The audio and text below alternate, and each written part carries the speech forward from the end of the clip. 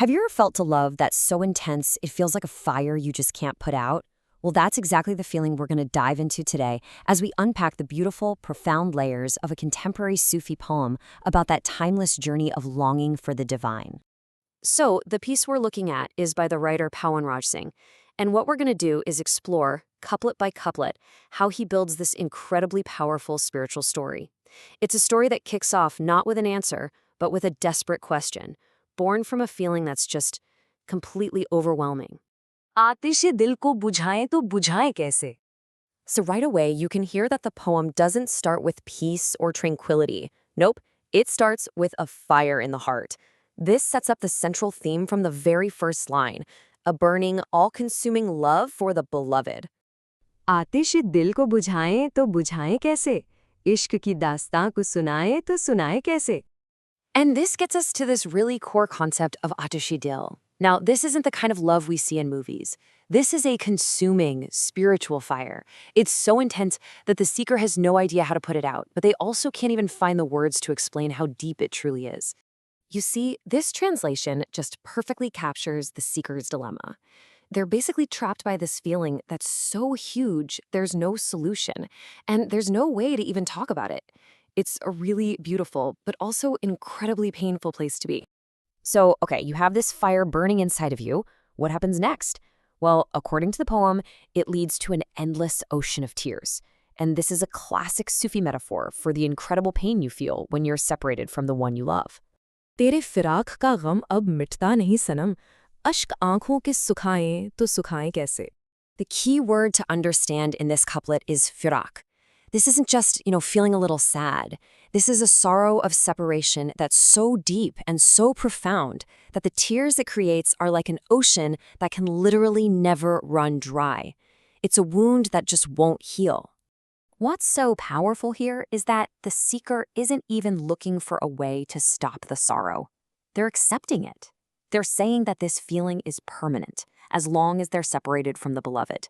The tears themselves are proof of just how deep their love is. Okay, so the poem does something really interesting here. It takes that internal feeling, that ocean of tears, and it makes it external. It uses this metaphor of a boat that's totally lost at sea to describe the spiritual path.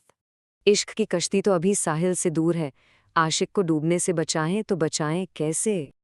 And wow, this just paints such a vivid picture of the danger on the Sufi path, right? It's not some safe, well-marked road. It's a huge, lonely ocean. And the destination, that shore of union, is completely out of sight. The real danger is just drowning in the sorrow of the journey itself. All right, so after that journey on the open sea, the poem pulls us back inside again, from that big metaphorical ocean to the internal landscape of the seeker's own heart and soul. रोशनी क्या है? नज़ारा किससे कहते हैं?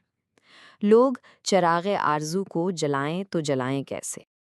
The seeker feels so lost in the dark, they've almost forgotten what light even looks like.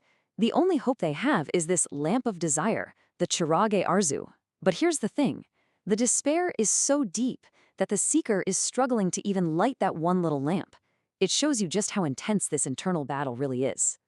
एक फूल भी न उग सका उस वीराने दिल में, सहरा को बागे गुल बनाएं तो बनाएं कैसे? And this right here, this is the core conflict of the whole poem. The seeker's heart is a Vedane dil, a desolate wasteland, a desert where not a single flower can grow because of this separation.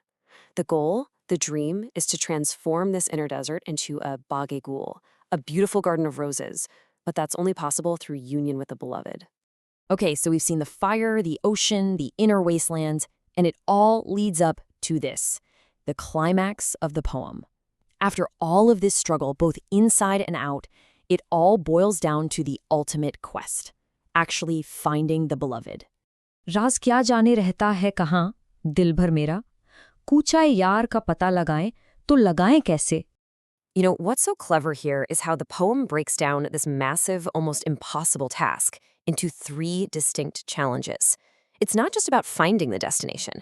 First, you have to know the secret of where the beloved is.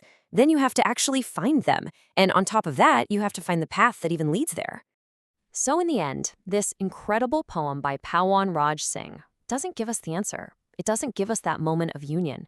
It just leaves us hanging with this one profound, haunting question. And honestly, that's the whole point. That lack of an answer is the real message. So let's really think about that for a second. Why would a poem end on a question instead of an answer? What does that really mean for the seeker and for us? Because maybe, just maybe, this is the heart of the Sufi path. It suggests that perhaps the true spiritual destination isn't about arriving at all.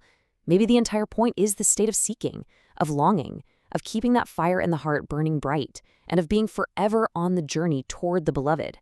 The journey itself, well, that's the destination. It's a beautiful and paradoxical idea to end on.